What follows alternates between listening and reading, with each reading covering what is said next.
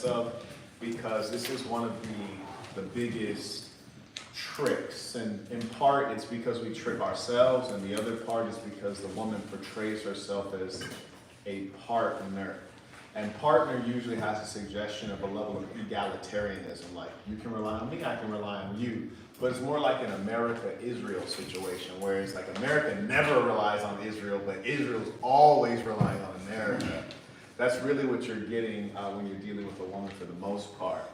So I want you to understand what you won't get from a woman. You won't get a leader. Many of you might say, Marquett, I never looked to a woman for leadership. Maybe you have. If you're ever asking a woman, what should we do? What do you want to do? Open-ended questions like that, you are looking for leadership. If you have situations where your lady is like, well, I don't know, it should never be that. It should more so be, you've downloaded a lot about her, Dr. Phil method, and then you've provided her a number of options. Even if I agree to watch a movie with my old lady, I'll say, not what movie do you want to watch, which is a question. I'll probably give a directive. Find 10 movies you're interested to watch, and I'll veto them, and we'll pick that one that we settle on. So she'll line up 10, I might veto all 10, but I'm giving her the feeling of options, the feeling of making the decision when I'm actually, in fact, making the decision. But it's also relieving her, because the more feminine woman you have, they actually don't want to make the decisions. It's the unruly ones that really want to have the agency and make the decisions. But really remember this piece in terms of a leader. And what I mean by that is, if you're ever in a bind or a crunch, your lady's not actually going to be able to tell you how to get out of it. If you're ever in a situation where you need to figure out what your next step is, you'd be better off asking an older man or someone with experience, as opposed to like, hey, what do you think? Like, asking her what does she think about problems is generally not your best solution. She's not your therapist. You usually will tell your problems to your therapist. The truth is, telling any of your problems to a woman is a bad idea. I'm going to repeat that one more time. Telling any of your problems, your real problems, to a woman is a bad idea. There are, however, problems, major air quotes, that you might tell to the woman strategically, depending on the category and what you're trying to extract. You can have some questions about that later if you choose, but what I'll talk to you about now is, let's say you're dealing with your main woman and you're in a cohabitation situation, or you're in a marriage and you need to manage the budget, and you need her to stop asking about, like, oh, can we buy this? Or, hey, I want to go here with my friends, and you're trying to reduce her consumption. Then the fake problem that you would tell her is, oh man, we got to cool out. Like, we're down to our last $5,000, which is a phenomenal problem to tell her, because also when you give a woman like, hey, here's the plan, or here's the outcome, they'll start trying to figure out a solution, right? So you tell, hey, we're down to our last $5,000. That's going to reduce her consumption. That's going to reduce her talking about buying this, spending money here, going there. And she might even turn around, some of them, and say, oh, well, here's another $3,000, or like, hey, I think I can do this or do that, and we can come up with another $4,000. And so you've put her mind from a consumption modality into either like, hey, let's not spend any money, let's preserve our money, or how can I add to the pot? And the beautiful thing about that, and this is going to go in line with a number of things we're going to talk about, is my hope is that you're holding 100,000 cash. So you know you're holding 100,000, but you've told her we're down to our last 5,000. That's the position you always want to be in life in general, which is to say, you want to have an ace in the hole, you want to have a trick up your sleeve. And I'll tell you a little something about women, the reason that you do not tell them your problems, because they're not your therapist. They literally can't help. In fact, sometimes therapists themselves can't even help, but surely she can't help, and she's not your leader. I mentioned this on a live stream some time back. I was dealing with a young lady and we're gonna buy a house, right? And houses to women are very psychological. It's like a very important thing psychologically to a woman.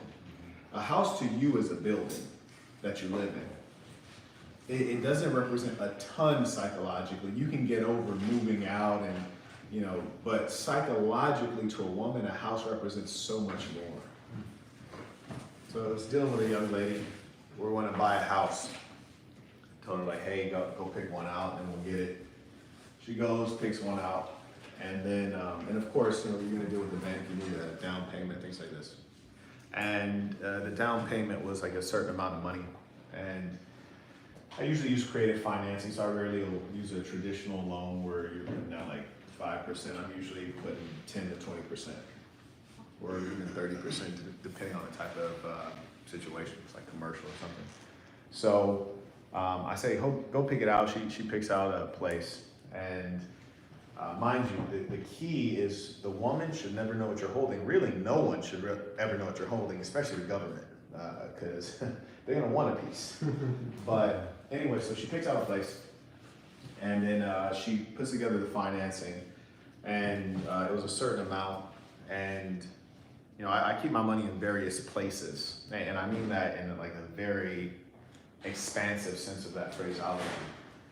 It's time to, maybe we're like a week or 2 weeks out, and you know, I don't want to get too deep into the story, but let's just say I was cutting up. I'm bullshitting, I'm cutting up, I'm doing all kind of shit, I'm wild, I'm just living my regular lifestyle, but I'm cutting up, right? So let's say like we were gonna put like 150,000 into the, we need 150,000 for the down payment, for example, and I blow like 70,000 in a day. And so, and I'm not thinking anything of it, right? Because I know what I'm holding, but she doesn't know what I'm holding. And with employees, I'm just talking about business, which we're still talking about women, but we're talking about business now. With employees, I need that tomorrow by 3 o'clock. Like the deadline is never far out. The deadline is always like urgent. It's always urgent with your employees. They always are under pressure, or else they're not gonna produce at the highest level. And with the women, they always have to be feeling like they're on the edge. We're on the edge of poverty. I'm on the edge of losing my job as your lady. Everything has to be on the edge or else people don't produce. So anyways, I know what I'm holding. She's with me. I blow 70,000 in a day. And as far as for her mind, when she picked out the house and we decided like, okay, we need 150,000 for the down payment, I'm over here like, yeah, okay, well, perfect. I just got it together so we can get this house. Like, you know, I just grinded, boom, I just got the 150,000. We're right over the line. So, you know, like we're just gonna like, we're blessed. We're blessed. And it's a perfect mentality to put in her head, which is like, hey, I still have to work. Like I worked hard for this and we saved it up. I didn't want her to feel like, oh, we need 150,000. Here it is.